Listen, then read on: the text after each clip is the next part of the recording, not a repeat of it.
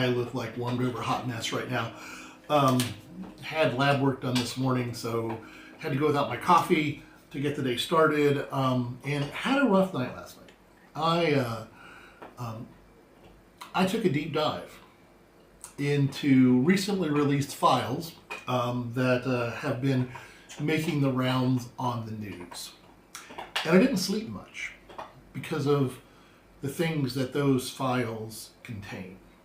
So I want to talk today about how do we protect our spirit while still knowing what is going on in the world around us, because it's a balancing act. I don't want us to be uninformed about the realities of what is happening in the world, whether it be going on in the South China Sea, whether it be going on in the Middle East, whether it be going on in our own cities, whether it be going on behind closed doors in some island in the Caribbean. I want us to be aware of what is going on in the world, but being able to do so in a way that does not create a bunch of chaos inside us. I didn't sleep last night. You know, I feel like I've seen just about everything there is to see in the world, whether it be from time of the fire department, time of the sheriff's office, you know, the number of things I've been around, the number of broken bodies and broken spirits I've seen in my life. I thought I can dive into these files and I'm not going to be affected. And the nightmares I had last night kept me from sleeping.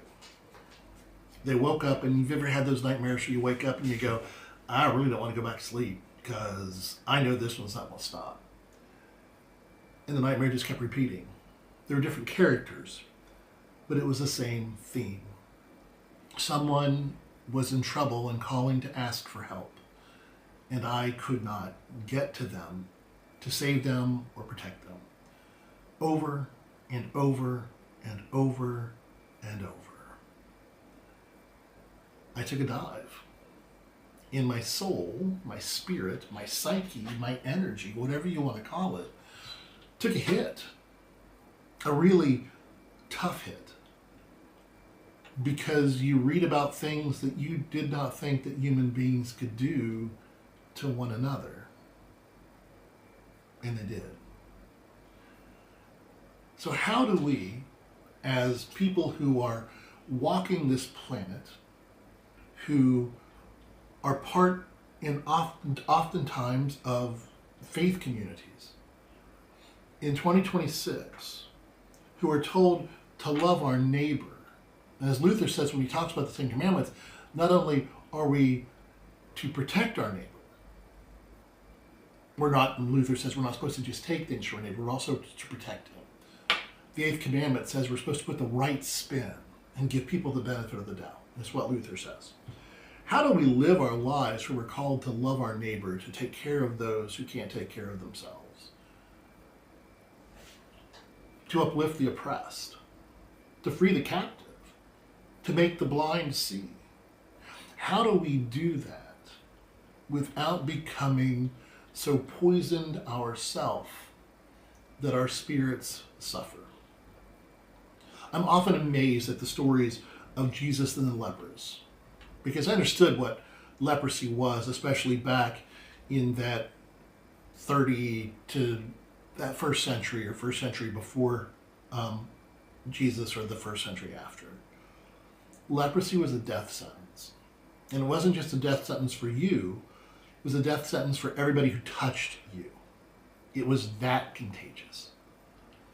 And yet we hear time and time and time again of Jesus healing lepers, eating with them, touching them, being willing to be touched by them, which would have made him at a huge risk and also ritualistically unclean for a Jewish man in the time that Jesus was walking the earth. But yet he was able to do it and protect his spirit and protect his soul. Now, I'm not saying you and I are Jesus.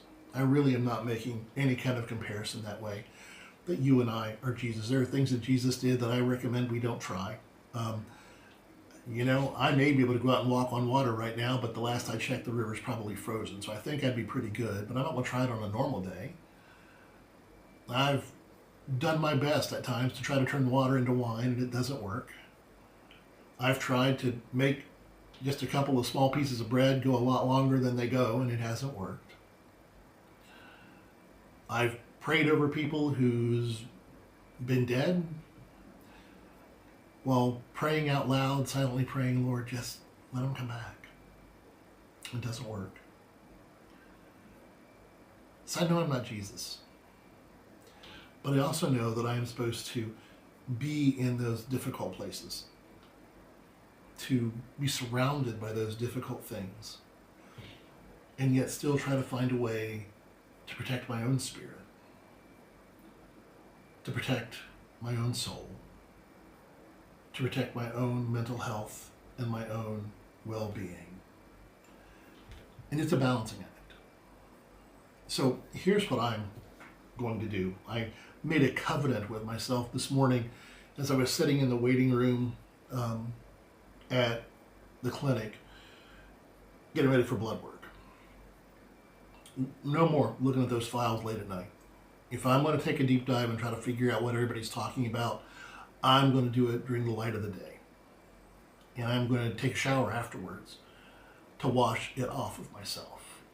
That's become one of my rituals when I go to a really difficult scene that involves a traumatic death or a traumatic death notification.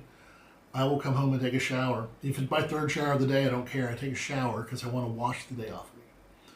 So my promise to myself is that when I get myself surrounded by that kind of muck and junk in my life, I take a shower. I didn't do that last night. So if I'm going to take a deep dive into this ugly part of what's going on in the world, I'm going to do it in such a time that I can take a shower. I also did not pray a protection around myself when I opened my computer and started looking. I just dove in thinking that I wouldn't be bothered. Well, when you look something that evil in the eye, you need to make sure that you're protected. And I didn't do that. I do it even when I go to traumatic scenes. I pray on the way that the Lord would protect my spirit, my soul, and those of my friends that are on scene with me. I didn't do that last night because I didn't think it would bother me. So I've put into place for me something that I am going to start doing before an event and after an event to try to protect my very spirit. Because my spirit hurts today. It goes from being sad to being angry to being overwhelmed. It hurts today because of the human capacity to do evil to other human beings. I hope there's justice. I know that does not want to do anything to the victims of these heinous crimes. They're not going to be able to get their innocence back and their youth back. But I hope there's justice. I hope that the world sees evil for what it is. And I hope there's justice. And today, I pray for you that with this non-stop cacophony of ugly and broken and evil news that hits our world, that your soul will be safe, that your spirit will be safe, that you will be protected. So in the life of the church, we have 2 more Wednesdays before Ash Wednesday. On the 18th will be Ash Wednesday, and we'll be getting ready for our Lenten journey. So next week, hopefully, that's what we'll have some conversation about our Lenten journey, about what Lent looks like to us, and how do we navigate through the season of Lent in a world that is a little bit off the rails. So, y'all take care. Be good. Take care of yourself. Take care of your neighbors. Take care of your spirit. Because through it all, in all of the confusion and all of the uncertainty, there are 2 things that I know. God loves you. So do I. Make it a good day.